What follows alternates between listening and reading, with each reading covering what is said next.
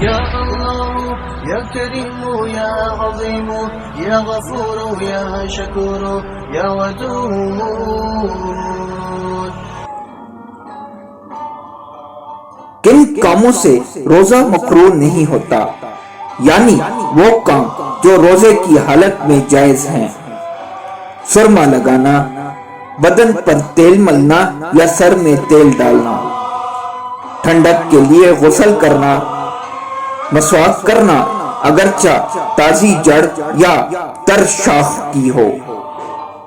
خوشبو لگانا یا سونگھنا، پھولے سے کچھ کھا پی لینا، خود بخود بلا قصدن قے ہو جانا،